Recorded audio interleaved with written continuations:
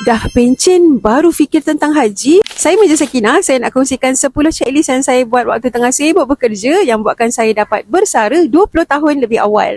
Hari ni saya dapat urus keluarga dengan lebih baik dan lagi best, saya tetap ada masa untuk buat banyak perkara yang lebih penting untuk diri saya. Mungkin sebab masa kerja tak ada masa, terlalu sibuk atau mungkin sebab komitmen yang terlampau tinggi sampai simpanan haji tak cukup-cukup sampai sudah.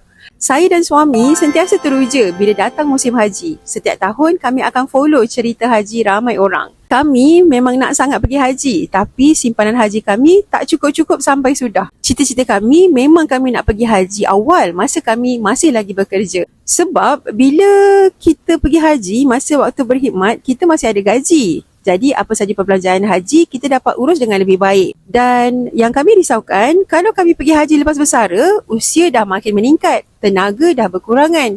Sedangkan kita tahu kan, kalau nak pergi haji ni perlukan kekuatan fizikal dan mental yang bagus. Cuma persoalannya macam mana nak cukupkan duit haji cepat-cepat? Kami tak ada jalan lain melainkan dengan kami kerja kuat untuk tambah pendapatan kami.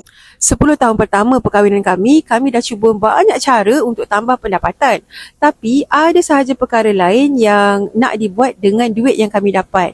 Sampai sudah simpanan haji kami tak bertambah-tambah. Sampailah kami mula serius buat bisnes public gold. Asalnya kami hanya nak simpan emas untuk pergi haji saja.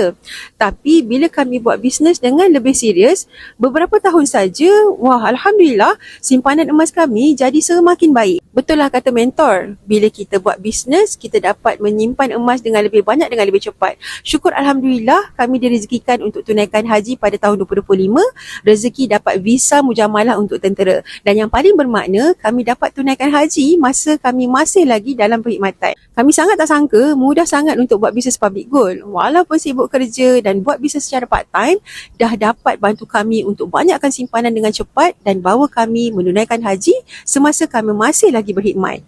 Dan dalam masa lebih kurang 5 tahun sahaja kami buat bisnes secara part-time, kami boleh pilih untuk bersara lebih awal. Kalau dulu saya ingat kami kena kerja sampai umur 60 tahun, rupa-rupanya bila kita ada ilmu yang betul, kita dapat pilih untuk pencen lebih awal dan tetap dapat teruskan kehidupan dengan selesa. Semoga tuan-puan dapat sesuatu daripada perkongsian kali ini. Untuk tuan-puan yang sedang fighting nak pergi haji cepat, pegang Big Y kuat-kuat dan buatlah sesuatu untuk cukupkan belanja haji dengan lebih cepat. Boleh save dan share video ni dan stay tune, dalam masa terdekat ada banyak lagi checklist lain yang saya akan kongsikan untuk semua. Jumpa lagi nanti.